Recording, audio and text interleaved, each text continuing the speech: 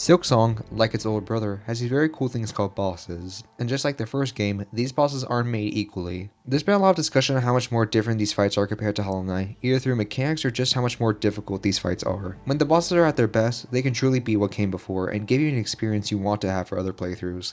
And at worst, they're Savage Beastfly. There's definitely discussion to be had on which group of bosses are better between the two games, but we're only going to be focusing on the Silksong bosses on their own for today. As fun as it would be to see how Skull Tyrant compares to Moss Charger, that sounds like one of those ideas that sounds fun only to die of boredom 2 seconds in. If you feel like extending my suffering by making me do a huge ranking video of every boss, I'm going to have to ask you to click that white button next to my profile. I refuse to say its actual name, I have an ego to maintain. So, what counts as a boss? Do these two butt buddies count? Well, I just simply looked at the wiki, the Hollow Knight wiki, not whatever the fandom wiki has become. The page lists only 43 bosses, but I felt like artificially extending this video and adding the repeat bosses like Skull Tyrant, or harder versions of already existing fights like Tormented Trobio and Clover Dancers. This gives us 47 bosses to rank from worst to best, some being these resized enemies while most are actually unique fights. It should also go without saying that this is my opinion, and that I'm judging these fights based on how fun and memorable they are, not who's best at tennis. It would be Shocker, by the way. With all that said, let's start at the literal bottom with the only two F tiers to keep us company. Man, so many bosses to pick from,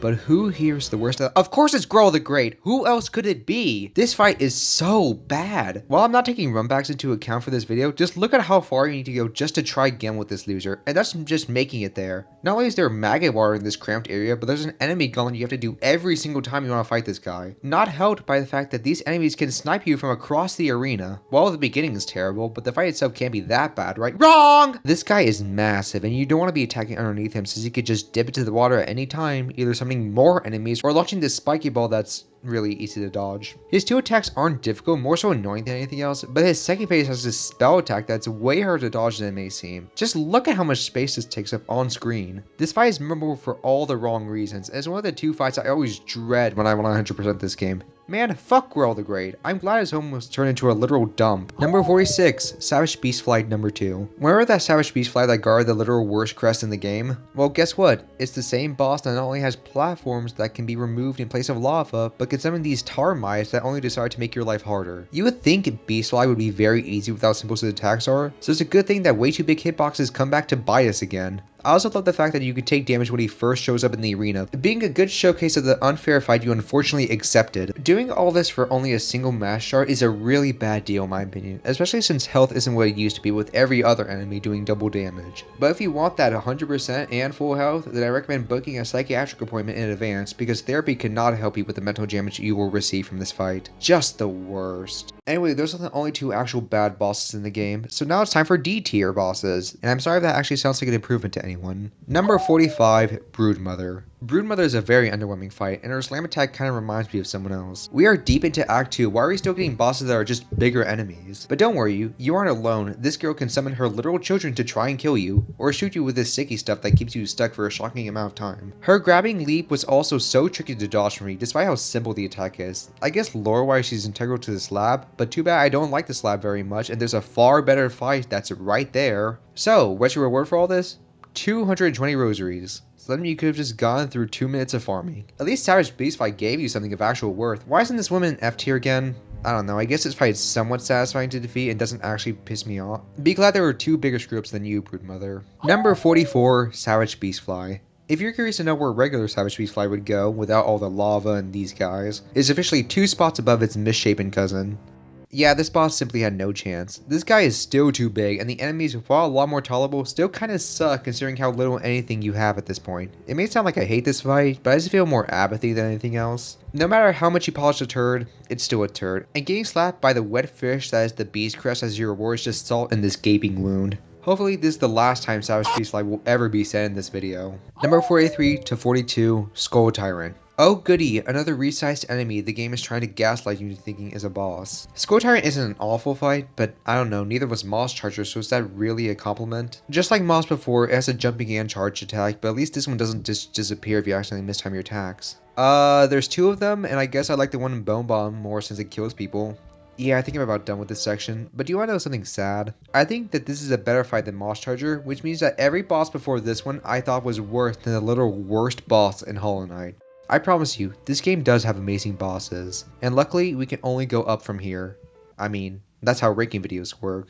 You start at the bottom and reach the top. Number 41, Summon Savior. For being the only unique boss in Silksong mode that we currently have, I found Savior to be very underwhelming. Sticking an Act 3 enemy with 500 health and calling it a boss is not what we should be praising, and you have to go pretty far into Silksong mode just to reach this point. The only saving grace is that you get the glowstone, an architect's best wish as you now have infinite shell shards in your pocket. Just make sure you leave your console on if you want to maximize it. For being the only boss exclusive to Silksong mode, they could have done so much better. I'm not asking for pure vessel difficulty, but at least something that doesn't put me to sleep. Just ignore the fact I almost died and lost my run. Number 40, Garmund and Zaza. It hurts. It hurts putting two of the best characters from this game so low, but man do these guys suck at bosses. The fight is really easy, like it belongs in the first 3 bosses of the first game easy. While I don't think difficult bosses always equal good bosses, I kinda wish this guy was unfairly difficult because then I would have something to say. I missed this fight during my first 3 playthroughs due to me completing the main quest too fast, and I can see now that I wasn't missing much. Not only is Chakra so much better as a boss, she absolutely clears this guy in terms of character.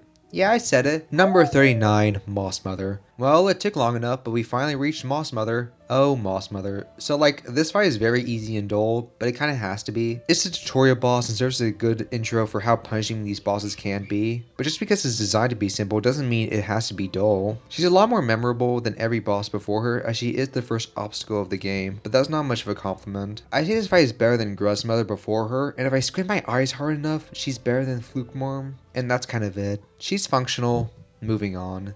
Number 38, Plasmified Zango. I didn't realize until writing this script that you can 4-tap this guy with the feel, so I had to beat this health sponge through basic attacks like some kind of commoner. This guy shoots so much at you at once, it should be considered assault, and his dash attack is specifically hard to dodge. We'll be getting into lore and music reasons for why I like bosses soon enough, and I think people were craving for a lifeblood boss of some kind. Do you guys know that Plasmium acts sort of like the infection from Hollow Knight, and that Joni was considered a heretic for consuming the substance in Hollow Nest?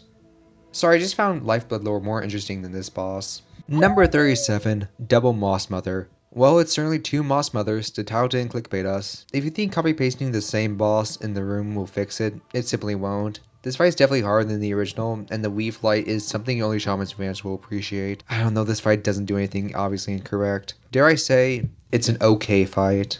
Okay, I swear this game has good bosses, we just need to get past these 5 stinkers next. That's a little mean. C tier holds the okay bosses. None of them are ones you should be excited for, but I don't recommend avoiding them like the plague. Number 36, Pale Stag. Alright, I won't let how majestic and beautiful the design and boss arena distract me from the fact that Pale Stag is not very good. This stupid deer has one attack, one that even the dumbest member of your family can dodge. This fight isn't long because it's hard, it's long because he teleports the second anything touches him. No wonder killing this thing guaranteed the Green Princess's rule, assuming it did exist. It seems like even Hornet isn't sure if she actually fought this thing, and the fact it has Pale in the name hints at something else, but we don't have time to figure out the obscure lore. We still have over 30 bosses to get through. Come on. Number 35, Bell Eater. Don't be surprised, we all knew Bell Eater wasn't going to make it to the top half of this list. Design wise, I love Bell Eater. Its Cryptowaste is really good design on this unfairly difficult and not very special fight. This bomb attack from this thing's butthole bounces in odd ways, and you can't get close to the thing's face once it starts shooting out its fluids. Lore-wise, this thing doesn't make the most amount of sense to me. I guess it was just hearing the Bellways the entire time, and once Bellbeast takes this thing out in an admittedly cool cutscene, her children can safely come out now. This fight's okay, but shout out to its theme, it's shockingly great.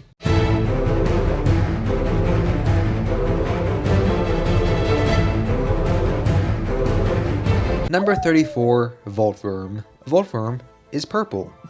That's all I wrote down for this section. Okay, fine. Voltworm is not the hardest boss, nor are they the most enjoyable to fight off against, but I think this marks the turning point of where the fights are actually giving me something to like. The electricity attacks, despite how telegraphed they are still fun, and them appearing in different places adds some complexity to this fight. While I never die to them, I can definitely see how people can struggle with him, as well as enjoy what he puts down. He's being carried by the fact he gives a top 5 tool, I'll admit it. Number 33, Crawfather. Have you ever wanted to know the lore of the Craws? The birds you find in Greymore? Well, here's their leader. An Act 2 boss that was accidentally placed in Act 3. The only way of reaching him is by sitting at very specific benches and maybe getting a summon. First off, there are enemies before and during the fight, but considering how juiced out you are, this is a non-issue. As for the big man himself, I'm sorry to say, his chain attacks are the only interesting attack he has, as pecking the ground isn't the smartest offense. The mentor you receive is cool, and luckily this fight isn't asking too much of anything. It's definitely a goes in one ear, comes out the other fight.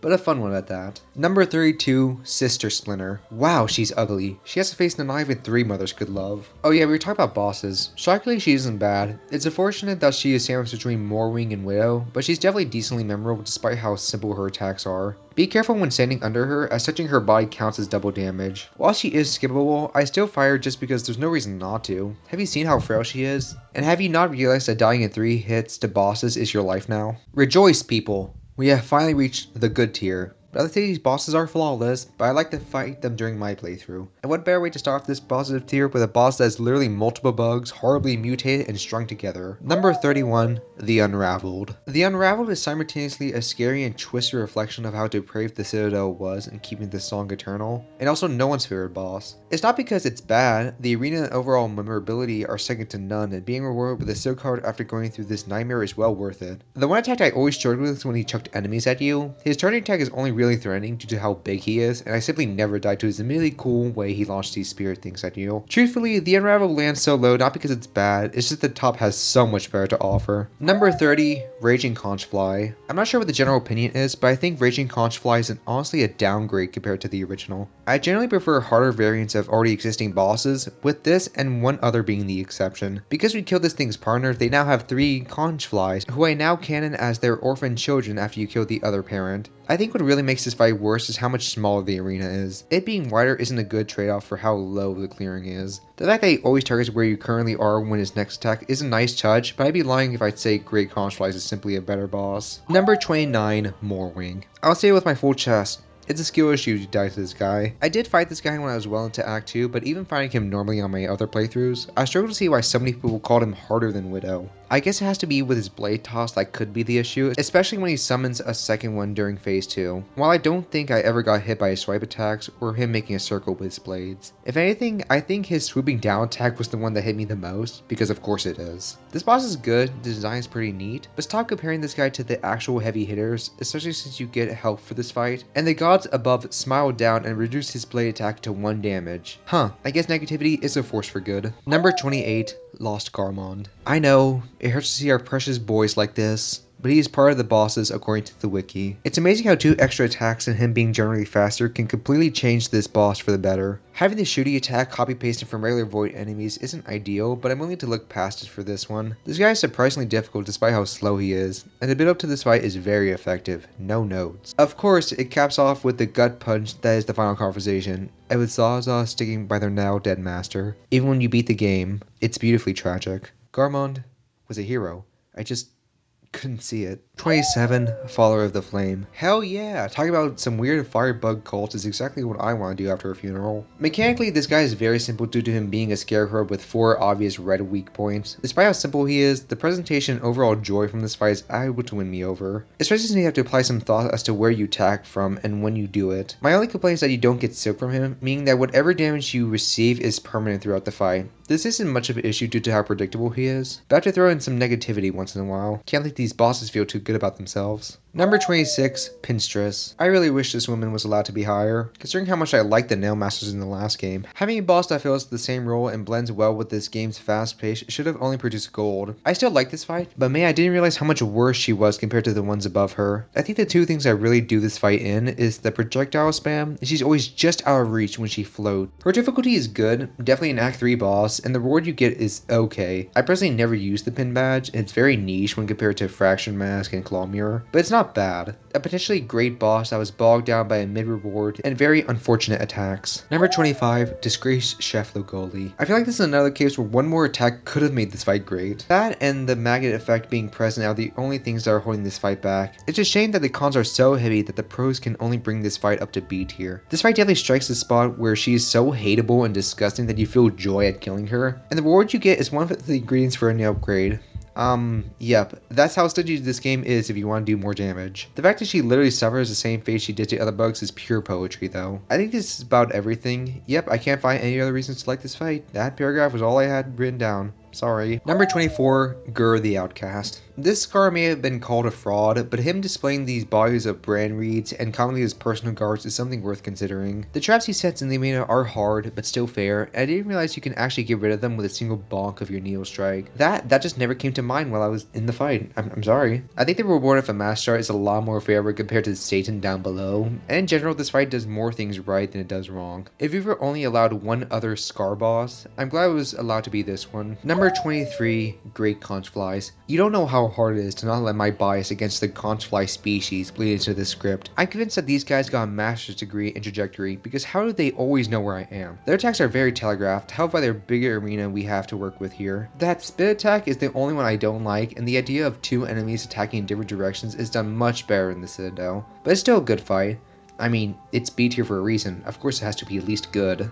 Number 22, Bow Beast. She's just a big puppy that you literally have to pet to death with your Neo to get her to calm down. Plus, she can introduce you to her beastlings. Number 21, Nihilith. If putting my precious Garmond and Zaza hurt, putting in boss that should have been one of the highlights of the best act of the game is like twisting the knife already inside you. Her phase 1 is honestly perfect. There's essentially nothing wrong with it. Feeling like a classic Hollow Knight boss.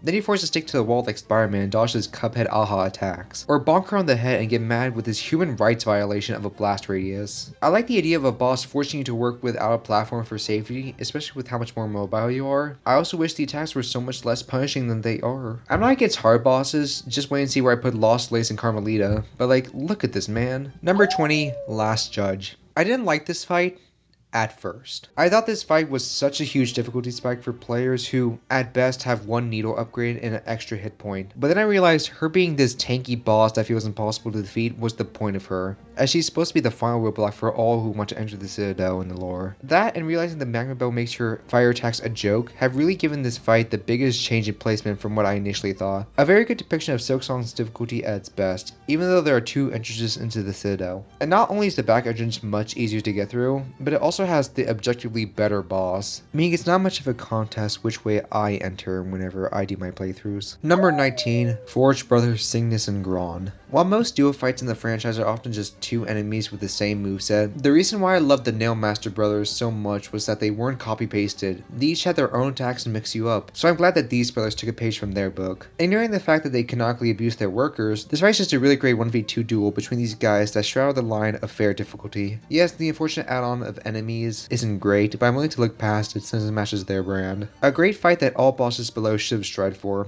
However, this one just fell short of the coveted A tier. We are getting dangerously close to the best bosses of Hollow Knight Silksong. A tier is the last buffer from the top, but don't take that as a backhanded compliment. The bosses here are all great. Even if I find some to be better than others, I still take these guys on with giddy anticipation. Number 18, Chakra. You may assume I only put her up so high because I simply like her more than Garmin and Zaza. While I'm not denying these accusations, Chakra is the boss that Garmin and Zaza should have been. A skilled warrior that actually gives you a challenge, not relying on simple projectile spam for the fight. If she were in Hollow Knight, she would honestly be a top 10 contender. Sadly, Chakra is stuck at the bottom of A tier as even being really good isn't quite the slam dunk it used to be. However, her tool still kinda sucks, sorry. Number 17, Watcher at the Edge. Okay, this isn't related to the boss, but fuck the entrance to this fight. How in the world were you ever supposed to find this naturally?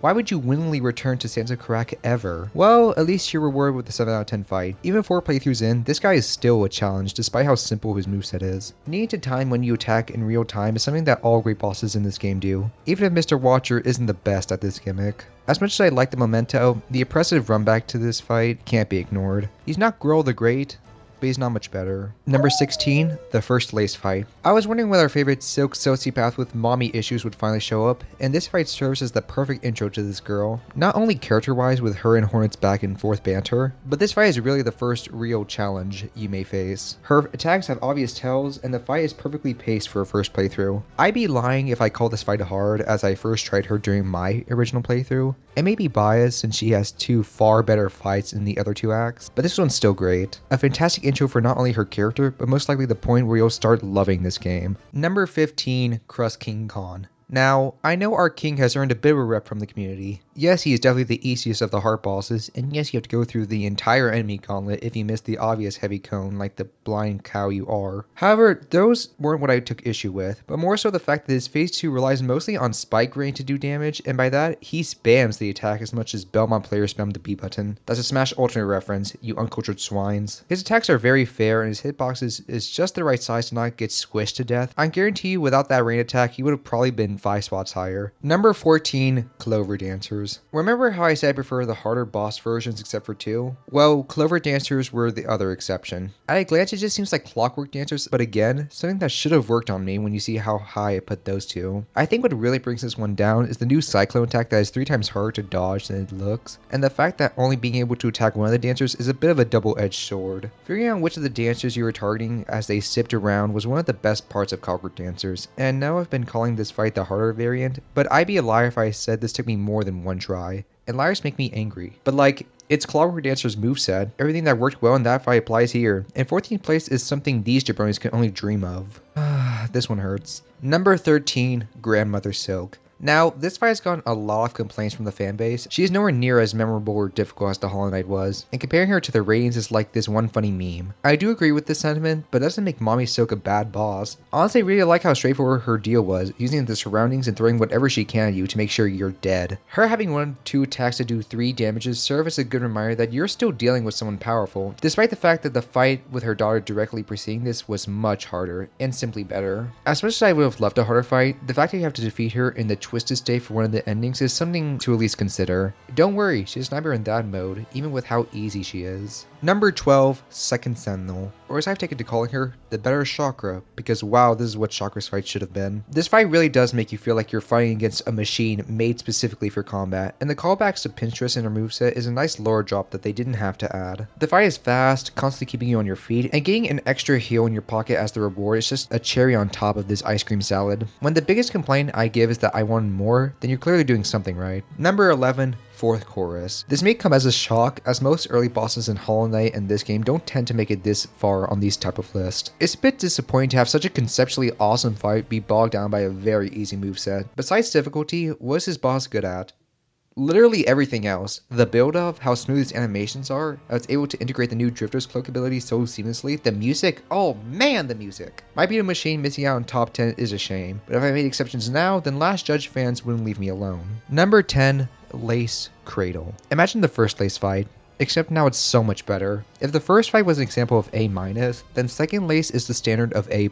Everything that worked in the previous fight applies here, alongside new attacks and modifying old ones to show that Lace has learned her lesson from last time. The much faster pace really setting how much Lace wants to cut you down, and the Field of Flowers is honestly the perfect setting. I don't know why this feels just up here, but I'll stop being a dick now. An amazing fight that is so much better than whatever her mother was cooking. And when Lace tells Hornet that the hunter is what her mother wants, and not the frail child she had made, yeah, I always cheer up at that gut punch. Number 9.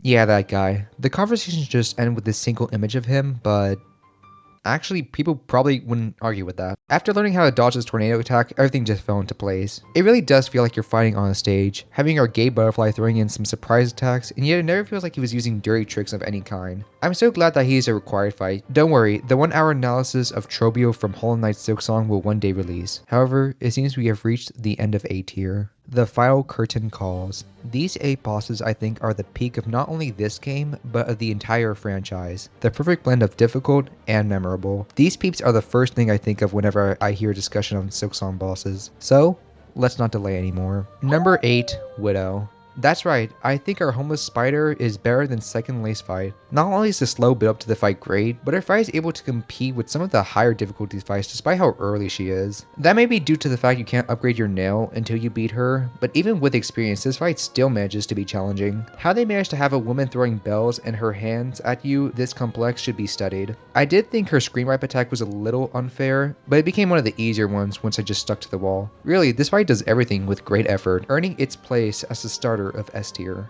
Number 7.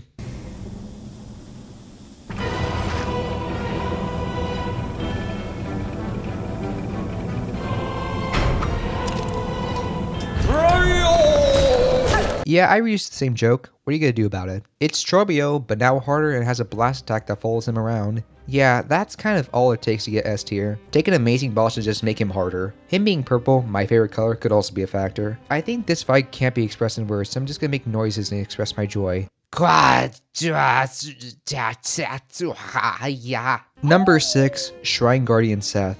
I find it funny how the fight that's meant to be the warm-up to Nihilith is not only harder, but is so much better than her. I can see why the Citadel respected Nihilith when this was her muscle, facing someone that's so respectful and so deadly at once. His attacks are quick and fair, each death really feeling like I need to get better and surpass my limits. Not only does Seth have this extraordinary battle, but the fact that he's able to live and acts as a friendly NPC when he's defeated is such a great addition. I'm so glad that our boy Seth wasn't just a one and done character. Number 5, First Sinner. Admittedly, her moveset could be seen as too similar to Widow, but I think what makes her better is not only how unexpected the reveal is, but just how much more difficult she is. You really get the sense that you're fighting an ancient warrior that was sealed away for good reason. Sadly, her Rune Rage attack isn't the most threatening. In fact, I don't think I ever got hit by it once. I also think that someone this important to the lore probably should have gotten their own unique soundtrack. I'm just giving small complaints to a fight that just does everything so right, even if the ward you get isn't the most useful. Number 4, Lost Lace. I swear, Lace was blessed. Not only are all her fights great, they work in a perfect, positive, linear relationship. The arena is perfect, fighting at the literal bottom of the world at this cocoon around you fall apart as the fight goes on. How you can see that you're slowly removing the void from your friend with every stagger. The fantastic music that truly makes you feel like you're going to save your friend and this kingdom. It's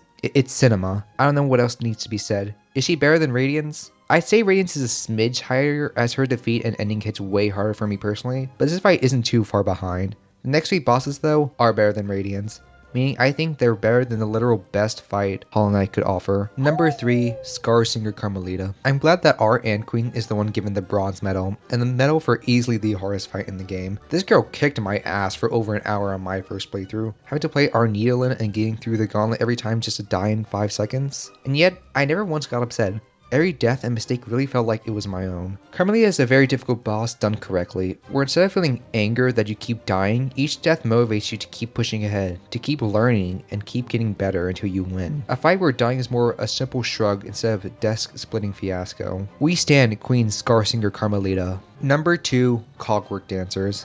If I can be honest, I think this is the best designed boss in the game. Number 1 is the boss I personally liked more, but even I must admit this fight's superior in the gameplay department. The telegraphed attacks that go from simple to difficult in a natural way, the fact that you have to keep track of the one you've been damaging as they don't share health, amazing music that changes between the phases, how their dance is truly something to marvel, and when you defeat one and the other tries to do the center attack, only to realize their partner isn't with them anymore, you know a fight's incredible when you feel bad that you're the one who won. But who is the boss I like the most in this game? Which boss did I think was not only better than any boss in Hollow Knight, but better than most of the well-designed fights in the game? Well, it can only be one, and if you've kept track up until now, you know exactly who it is. Number 1, Phantom. To say I love every part of this boss would be a gross understatement. The top 3 music, the way she can teleport and summon steam geysers without being slightly annoying, and the fact that the ward is a secret back entrance to Act 2, the build being just as perfect with you going through the mist is just another ingredient to this once-in-a-lifetime pie. This is the only fight in the game where if I'm not using only my needle to beat her, it feels like I'm doing this fight wrong. This is the fight that I will no-hit first whenever Godhome comes to this game, and that's a promise. Yep, that was every boss in Silksong ranked worst to best. I want to say thank you for watching this video and for waiting so long for this one. This one was hell to write, and making this video alongside my big Silksong video may not have been the best idea. Well, at least this thing is now out for the world to see. Suggest to me any other Silksong videos you'd like for me to do. I was thinking about discussing the mechanics of Crest and how shitty the Weavers were as people. If either of those outdated ideas sound interesting to you, then you know what to do. Goodbye, fellow internet users.